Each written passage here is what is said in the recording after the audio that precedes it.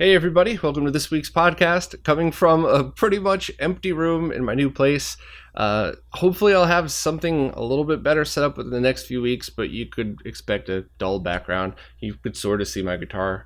I took it out just for this reason, just because I didn't want a totally empty background, so I figured let me bring some of New York here with me. But hopefully the new mic sounds good. There's some machinery running upstairs because we're doing some work, so if there's any background noise here today, it probably won't be here in the next few weeks. But either way, certainly mixed feelings coming from the middle of the city to the burbs, but hopefully the podcast will still be good enough. So enough of my rambling, let's jump in and see what we got this week. First up, Thomas Happ, the creator of the game Axiom Verge, came out with a surprise tweet last week that said he was releasing Axiom Verge 2 right away that day. And as of now, it's out on the Switch, the PS4, and PC via the Epic Games Store, and it should be out on PS5 relatively soon, probably most definitely before the end of the year, or hopefully sooner, based on his tweets and other things that I'd seen. There's already bug fixes being pushed for it as well. I guess some people had found a few minor things here and there, and he was pretty diligent about immediately patching that. And I believe the versions that you can get on PlayStation and PC are already included with the bug fixes, and I believe I saw one of his tweets mention that it takes longer for Nintendo to push these through, so it might be a week or two before the bug fixes get pushed to the Switch version. But either way, I am absolutely excited to play this game. I loved the first one. I think it was the right amount of challenging. I think every time I got frustrated with it and angry, and it made me want to stop and go back the next day. It didn't make me want to quit playing it. So hopefully it's basically the same style game with just a few new elements to it. And I'll definitely be doing some kind of live stream or something when I do eventually get it. So maybe it'll work out. Maybe the bug fixes will be pushed by the time I finally have a moment to play it. But either way, if you're interested in a modern Metroidvania style game, definitely check this one out because it is absolutely awesome. Well, at least the first one was absolutely awesome. So unless it was a giant change from the first, it should be just as good. Next up, Chris found a YouTube channel called Narelle, and my apologies if I'm not pronouncing that correctly, that recently posted a video that was a good summary of what's been going on in the emulation scene. So if you kind of wanted somebody to bring you up to speed on what's been going on with things like the DuckStation emulator for PS1 or Project 64 or things like that, this is probably going to be a good video that summarizes everything. We definitely cover a lot of stuff here, like all of the awesome widescreen patches for Super Nintendo and a bunch of the other HD packs and stuff like that, but I guess this one video is a pretty decent summary of everything as a whole. So if that's something you are interested in, maybe give it a try and see if it feeds you your emulation-based news. Okay, this next one's going to be challenging to talk about, so I'm going to do this twice. I'm going to give just the facts now, I'm not going to waste anybody's time, and I'll give the full story at the end. That way, if you're listening on audio only in your car, you don't have to fumble with skipping to the next section. So give me 30 seconds for just the facts, and then if you're at all interested, come back at the end. I just received my copy of Demons of Asteborg. This is the Sega Genesis full copy, and the good news, from a collector's point of view, this is awesome. Even the box that it shipped in is cool, and that contained like a sword that looked like the lead character sword. It contained a map. The Genesis case itself looks awesome with great artwork. The cartridge label and stuff looked great too. From a collector's point of view, it's just everything you could ask for in a modern retro cartridge. It's really cool. Now, the PCB has a bunch of problems, and only one is dangerous. The other is just kind of reflecting on the workmanship that went into it, just to keep it factual and polite. So if you ended up getting one of these cartridges, if you're listening on audio only, you're going to have to check the post, but if you ended up getting one of these cartridges, check the beveling on the PCB. You could do this by taking a couple of pictures with your cell phone and zooming in, make sure it's good light. I used a macro lens for this shot, so I was very clear in my demonstration, but the one that I got was only beveled on one side. And you need to have both sides beveled, otherwise every time you insert this in your Genesis, you're going to smash the cartridge pins, and it's going to wear your cartridge pins out very quickly. This isn't one of these things like, oh, maybe your cartridge or maybe your console would have lasted 30 years, now it's going to last 29 and a half. Like, no, this is not good. And luckily, though, the team did offer replacements on it. So check out the post, click on all the links, check your PCB, If you have Twitter and you feel like it, click on my tweet and post a picture of your PCB, beveled or not. I would just post it because, maybe the team's right and they really are only one or two bad ones. But if yours is not beveled on both sides, definitely ask for a replacement because you don't want to just destroy your console. So other than that, though, as far as like a collector's item goes, I thought it was beautiful. And to be honest, the post really was 99% positive with, oh, by the way, maybe they'll help you fix the PCB. And then stuff got crazy, and I'll later on clarify all of that. So kept it in my 2-minute version here. Please check back at the end if you care about the story of what happened, and most importantly, why you would have to worry about this for any cartridge you buy for any cartridge-based console. Check back in at the end. If you don't care, I didn't waste any more of your time, so we'll move right on to the next section. Software developer Blackwine has just added support for Sega System 2, as well as expanded Sega System 1 support to the Mister. And I guess this all started because Track 17 reached out looking for help getting the game Guardia to work, since they're both Shmups fans, and Blackwine then just kind of took it from there and ended up expanding a lot of Mr. X's Sega System 1 core, as well as integrated Sega System 2 core support as well. This unlocked a bunch of different games, such as Choplifter, Wonder Boy and Monsterland, Heavy Metal, and a whole bunch of others. And some other upgrades and tweaks were done to both. So obviously, anytime something's added to Mister, I am just a giant fan and so appreciative of all of this stuff. I haven't had time to test any of it yet, but I always liked the Sega arcade games. Not every one, but the fact that Sega System 1 and 2 support is getting expanded on means I'm sure my favorite games are going to be available on Mister at some point soon, which is absolutely awesome. So, as always, if you have the ability to and you're a fan of this stuff, please consider signing up for the Patreon accounts of any of the Mister developers. If you're not in a position to support, certainly don't feel guilty, but if you have the ability to and you use this stuff and you enjoy it, I just always have to remind people that a lot of this stuff can only happen because of your support. So if you like it and you have the ability to throw whatever their minimum is, please consider doing it, because I think very, very often in a lot of cases with these developers, it just comes down to, do they have enough spare time, or do they need to spend more of their time making money on their day job to pay their bills? So if you have the ability to do it, that might end up in a lot more stuff getting ported. So consider supporting the main page from Sorg, consider supporting Blackwine, and I'm actually not sure if Sega or if Mr. X's has a Patreon. If they do, I'm signed up for it, so click on my Patreon account and look who I'm following, because if I try to support every one of the Mr. developers as well as a whole bunch of other people, even at their minimum, because with stuff like this, not to sound like a broken record, but it really is quantity. So if you're a fan and you could support, even if you can't, tell all your friends who like this stuff, and maybe one of them can, because that really will make the biggest difference. So thanks so much to everybody that's part of the Mr. team for making all of this stuff happen. Jason's Customs is doing one final order of all-metal CPS2 shells for anybody that was a fan of the Jason Customs cases for arcade boards. Now, the shop is supposedly not reopening. Jason just wanted to do one more run. So if you have a Darksoft multi-kit and a CPS2, this is a really, really awesome way to enclose all of it.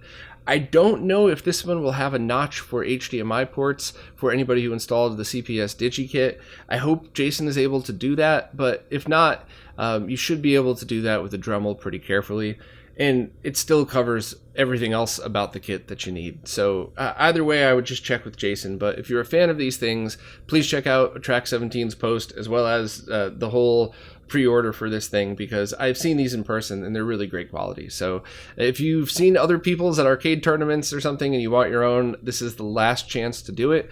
There's probably going to be other cases at some point in the future, but they're not going to be rip-offs of Jason's. They're going to be their own design. So if you want this specific design, definitely grab it now while it's available. Pre-orders are now open for the Neo to USB adapter, which is a Neo Geo to USB controller adapter that works with all original Neo Geo controllers and the Mister. The hardware and code behind this all come from Mick Guyver, who is the person I spoke about last week with the very cool podcast that Artemio did. And I believe I've mentioned Mick a few times anyway, but I own one of these things, and it is really cool. This is the one that you could use on your you could use via USB on your PC. Sorry, so many letters, and it's great. But if you use it on your Mister, it's able to take advantage of the USB low latency polling, which means it averages 1 millisecond of latency, which for all intents and purposes should be considered 0 in the case of the Neo Geo. I don't think there's any Neo Geo light gun games. So as far as gamers go, that is 0 added lag to your controller, which is really awesome. I believe the 3D printed case was done by Todd, and overall it just seems like an awesome product. I have the one direct from Demon Bite, but I mean, I don't think those are in stock at the moment. So if this is something that you need, grab it from Todd. This is very cool. The only question that I have is I worked with Mick a few months ago to add button 5 and 6 support to this for people like myself who did those direct wire to their arcade sticks. And I did that video a while back on direct wiring your for use with super guns. And it's funny because a lot of those very niche videos that I do barely get any hits, but the people that do see it are like, holy crap, this is exactly what I needed for my arcade stick. So I think a lot of people out there now have direct wired for the use in super guns, but now you could use those same sticks with the Mister, provided that you get the extra button 5 and 6 added, if you even care about that. I'm assuming you do, but if you're only using Neo Geo and other 4 or 3 button games, it's not going to matter. The only question is I'm not sure if this adapter has that wired up. You should probably be able to mod it yourself. I talked to Todd, and I myself was confused at the repositories on which was which. So if it doesn't support buttons 5 and 6, I mean this with love and respect. It's not Todd's fault. It's not Mick's fault. It's not my fault, but if you want to blame somebody, blame me. I'll totally take one for the team just for the heck of it. I think this is just one of those things that the different repositories might have gotten mixed up. Or maybe I forgot to follow up with Mick, which would actually make it my fault. But either way, for 4-button support with start, coin, and your directional controller stick, this is absolutely perfect. This is what you want to use for the Mister. For anybody with 6-button controllers, I don't know. You're going to have to double check with Todd or Mick, and you could possibly be able to mod it. I'm not really sure. But to be perfectly honest, for the price and for the performance, even if you could only in quotes, use this with Neo Geo or up to 4-button controllers, I genuinely think if you're somebody who uses an arcade stick on the Mister, that this is something that you should seriously consider buying. Fans of arcade beat-em-ups are probably going to love this one. The team that did the 2019 Final Fight 30th Anniversary Edition has just announced that they're porting that from the CPS-1 to the CPS-2. Now, that original team added a 3rd player, so you could have 3 players at the same time, as well as some tweaks and enhancements and stuff like that. And now the original team, as well as a few other people who are joining, have decided to port it to the CPS-2 to take advantage of the much more powerful boards. So that means you get more sprites, reduced slowdown, stereo Q sound, more enemies, and unique color palettes. So overall, it's going to be a pretty noticeable improvement for anybody who's a fan of the game and has been regularly playing it on the CPS-1. And this will be playable on the Darksoft CPS-2 Multi, probably original boards if you flash the ROMs, and Mister, which is awesome because now you have a very close to original experience with 0 lag added. It's definitely my favorite way to play a lot of arcade games. So this is pretty exciting for fans of the game. It's awesome to see all of that work that they did a couple of years ago continue to evolve because, I mean, even in the state it was in, everybody thought it was awesome, but there was a lot of work that went into that. So it's cool to see that work be built upon and evolve into something else. So the team that are now calling themselves Arcade Atavism, I'm probably saying that wrong, my genuine apologies, but the team has a Patreon if you'd like to support them. Work has already been started and it's been progressing fairly smoothly, and overall it just looks very cool. So check out a tracks post. There's even a clip so you could check it out right there, and overall it's just pretty exciting. So any fans of Final Fight are at the very least going to want to read this post. Okay, so if you're somebody that ever buys new modern cartridge games to use on cartridge-based video game systems, you're probably going to want to suffer through this rant. If you're the type of person who prefers digital copies, likes to use ROM cards, likes to use emulation, be it software or hardware-based, this probably doesn't apply to you. Stick around if you're curious, but maybe don't waste your time by listening to me ramble. But if you use new carts, you're going to want to hear this, because this will affect your cartridge, and you want to probably know where your money's going to and where the value is versus something cheap and shoddy. So let's go down the list of the 3 things that you need to look for when you're buying a new game on a cartridge. The first and the easiest thing is, are the edges beveled? Now, it's the picture I showed before. I'll show it again. You need the edge of your cartridge to be a V shape. Now, there are some exceptions. I've seen arcade boards sometimes not have it. I've seen things that are meant to be plugged in once or twice not have it, but cartridges, things that you're constantly inserting in your game console, should always be beveled. And the reason is that V shape pushes those pins on the inside of the cartridge slot apart in order for them to separate properly. When you don't have either side beveled, or only one, like in the case of the Demons of Asteborg cart that I got, that smashes those pins, and it bends them, it wears them out. And the best real-world example of this is the Sega Saturn, because back in the 90s, a whole bunch of Action Replay carts, not only were they squared, not beveled, but I believe they were even slightly too thick. So a lot of people I know have Saturns where you have to jam a piece of paper in the back to get like the 4 meg slot to even read anymore. And that's something that's been going on forever. That's not something like, oh, well, it's been 30 years or 25 years or whatever it is. Like, that's the early 2000s are when I first started hearing about that stuff. So that's a perfect example of what to look for. It should be the simplest thing in the world. You should be able to ask your PCB manufacturer to do it. You should be able to check. When I say it's simple, none of this stuff is easy. But when you're talking about your quality assurance, excuse me, this is one of the top things that you should always look for.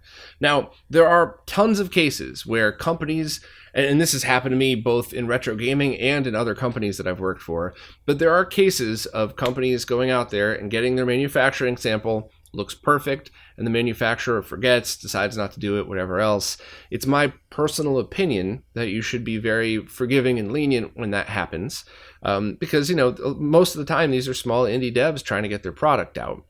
But if the dev comes back and says that doesn't matter, or that doesn't exist, or that was only one, like that's possible, then, you know, that's when you start to have the red flags come up. So always make sure your cartridge edge is beveled. If you have a very steady hand and you've done stuff like this before, you could probably bevel it yourself. If you've never done it before, I wouldn't try. Just my own personal opinion. So that's number one. The second thing is sort of debatable, and I'll talk about the facts versus versus my opinions on it, and I'll try to make that clear. But the material of the pads on the end, so the little fingers, if you will, that actually touch the metal inside the cartridge slot, those are always supposed to be hard gold, because that's the material that has the best connectivity for this application, and it lasts the longest. Now, once again, many times people get their manufacturing samples back, cartridge has hard gold, and then the manufacturer does a switcheroo to save some money and basically rip off the company, and they use ENIG instead. ENIG is a different type of material that is probably fine, but it's definitely not as good as hard gold. So it is my opinion, not fact, that if you get a cartridge with the wrong metal material on it, it's not the end of the world. It will never hurt your well, I say never. I don't like to say never. I could never imagine a scenario in which it would ever damage your console. Please somebody correct me if I'm wrong, but I cannot ever see a scenario in which a cartridge that has ENIG instead of hard gold would be a problem, other than it might not last as long. It'll scratch a lot quicker, and that's something you could definitely see on the Demons of Asteborg cart. When I zoomed in on mine, there's definitely scratch marks on it, even though it was probably only plugged in for testing, and you see that less with hard gold. So that's definitely something that you're going to want to check on that as well. The last part is voltage. And this is something that Renee and I talked about a lot over the years. A lot of people attacked Renee over this and stuff like that, but we've had a hard time coming up with an analogy or a visualization to explain to people what's going on with voltages. And there's also two scenarios. There's number one, something is going on that sends voltage to the console that could damage it. That's not that common. You could see that in those like 101 NES bootleg carts. Some of the older 161 and 1 Neo Geo carts had some issues. But generally speaking, when you're talking about voltage mismatch, it's probably never going to hurt your console. It's just a sign of a bad design. And an analogy I came up with, a couple people okayed, gave me their blessing on, if you will, is imagine you just spent a ton of money on a brand new roof for your house. And the roofer ran out of tiles, so the last tile is just duct tape. The reality is, that'll probably last forever. It'll probably last just as long as the tiles. You'll probably never ever have a problem. There's almost no chance of just one tile missing with duct tape instead on there. I mean, there's almost no chance of that causing an issue on your roof. But how would you feel if you spent all that money, you eventually climb up on your roof and you see a piece of duct tape up there? And that's how I look at people who take these cartridges, especially now after years and years of everybody being educated on this. You know, in 2010, if you made a cartridge with that, hey, you know, whatever, we didn't know, cool. But now, when there's so much information out there in the retro gaming world, it's just a sign of a badly built PCB. And that's not an opinion, that's definitely a reflection upon the design. So a lot of people seem to disagree with that, and I just never understand why. And their explanations usually sound more fanboyish than factual.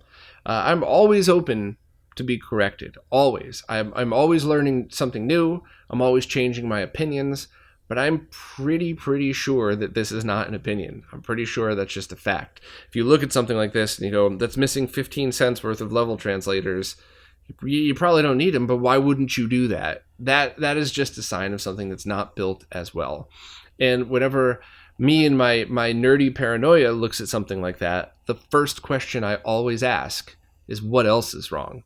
And in the case of Demons of Asteborg, it was the beveling and the hard gold, or the not hard gold on there. So very disappointed. I wanted to end this, especially for my new place, on a super happy note. I wanted to have, you know, nothing but smiles and laughs and silliness. But unfortunately, it's kind of my job to make sure that I speak the truth about this stuff. Measurable truth with science to back it. Not craziness, not InfoWars, like legit, actual, measurable science. The Earth is freaking round. Lag does matter. And if you spend $100 on a cartridge, you should not get a shoddy PCB in there. So I'll end the rant now. Sorry to waste everybody's time if you didn't care or if I over-explained, but I need to make sure that I was truthful about this, because I just don't want to wake up tomorrow, check social media and have another 100 people tell me I'm an asshole for slandering a perfectly good company. It's not what happened. So hopefully I gave you the facts. All right, anybody still with me? If you are, I have nothing but love, respect, and gratitude for you allowing me to take your time from you. I take what I do incredibly seriously. I love everybody in this scene, even the ones that drive me crazy sometimes. I love all of the crazy things everybody's inventing and putting out there and donating their time. And I just, sometimes it's my job to take one for the team and be the bad guy. And I hate it. I always want to be the jolly fat Santa with a beer in his hand, smiling, making fun of myself, not talking down about other people. So if you're still with me, thank you very much. If you are one of my audio or video file friends that lovingly likes to correct me when anything in my setup is wrong, put it out there. But also, please remember, this is in a very empty room. There's machinery going on in the other room, so maybe give me a pass this week for audio quality. But I gotta say, I'm loving the Deity S mic. I've listened to a couple samples back, and it sounds pretty cool, and I think it's going to sound even better when it's even quieter in the background. So I'm loving. Now here's the old mic right here. So here you go. I went from having this to this, and I'm liking it. So anyway, thank you all so much. Thanks to everybody's patience during the move that I've barely been responsive on social media and on Patreon and on Floatplane. My apologies. Everybody's been really patient and respectful. Big shout out to Attract 17 for donating time to put all these posts out there and pick up the slack for me while I'm moving. Can't tell you how much I appreciate that one, because I love to see RetroRGB keep flowing, but I also love to see other people's opinions on the same stuff. And I'm so lucky that I get to read other awesome people's opinions on stuff I love, and sometimes just agree wholeheartedly, other times add my own opinion to stuff too.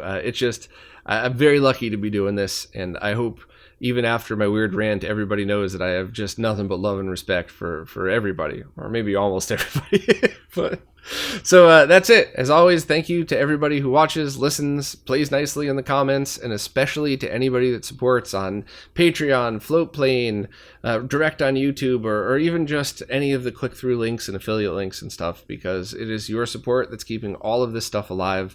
I'm so lucky to be able to do it, and I want to keep doing it for as long as I can. So thank you all so much, and I will see you next week.